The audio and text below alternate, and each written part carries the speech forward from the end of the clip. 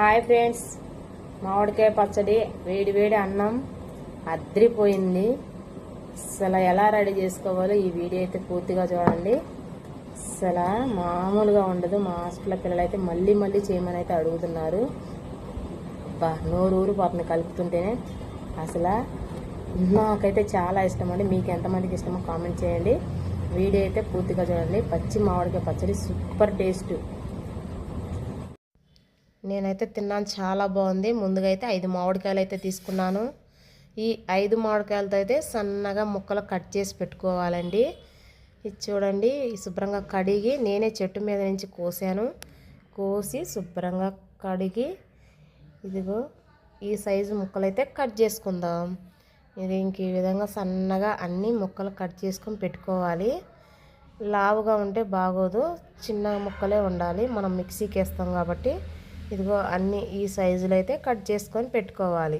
రోట్లో దంచుకుంటే అదిరిపోతుంది పచ్చడి. మాకు రోల్ అనేది లేదు కాబట్టి నేను మిక్సీలో అయితే వేసాను. చాలా బాగుంటుందండి పచ్చడి అయితే. మీరు కూడా అయితే వీడియో పూర్తిగా చూసి చేసుకోండి. ఇంకా ఇదిగో ఒక ఉల్లిపాయ కూడా కావాలండి. దానికి ముక్కలు అన్నీ కావాల్సిన పదార్థాలను పక్కన పెట్టుకున్నాను. ఇంకా మిక్సీ జార్ తీసుకొని మిక్సీ జార్లో కొన్ని ముక్కలు వేసుకుంటున్నాను. ఈ విధంగా నాకు ఒక్కసారికి రాలేదు, 2 సార్లకు వచ్చింది. కొంచెం జీలకర్ర వేసుకుందాం. జీలకర్రే టేస్ట్ అంటే దీనికి బాగా వెల్లుల్లి జీలకర్ర బాగా టేస్టు. ఇంకా కొంచెం వెల్లుల్లి రెప్పలు వేసుకోవాలి. కారం తగినంత, అది కారాన్ని పట్టి వేసుకొని. ఎక్కువ కారం ఉంటేనే బాగుంటుంది, కారం లేకపోతే బాగోదు పచ్చడికి అనేది. ఇన్స్టెంట్ పచ్చడి ఇది, చాలా బాగుంటుంది. కొంచెం ఉప్పు తగినంత.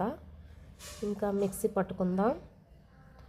కచ్చా పచ్చిగా పట్టుకొని, మరి మెత్తగా వద్దండి, కచ్చా పచ్చిగా చాలు. ఇదిగో ఈ విధంగా అయితే పట్టుకోవాలి, చాలా బాగుంటుంది.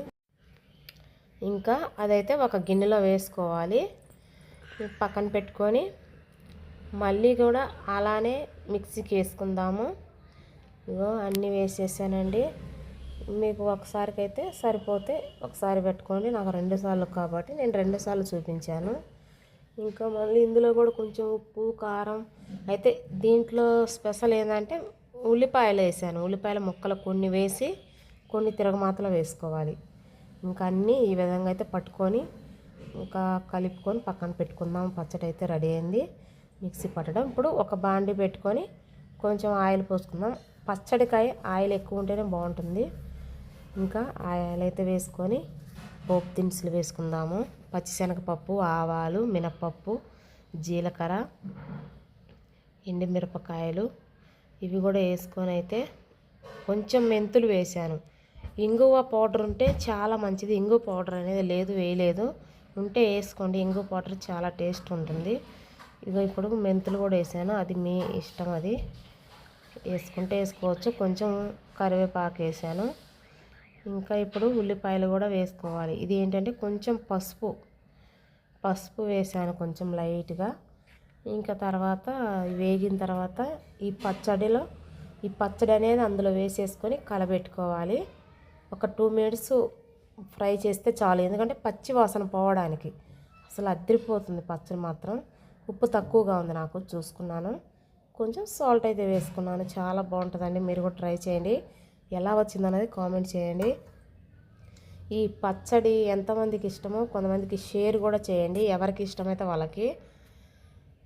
నాకైతే చాలా ఇష్టం. నేనైతే ఫ్రిడ్జ్లో పెట్టుకొని 2 డేస్ 3 డేస్ కూడా తింటాను. మా ఓనర్ అక్క కూడా తినింది అలానే. హాస్టల్లో పిల్లలు కూడా అడిగారు. చాలా బాగుంటుంది. నచ్చితే లైక్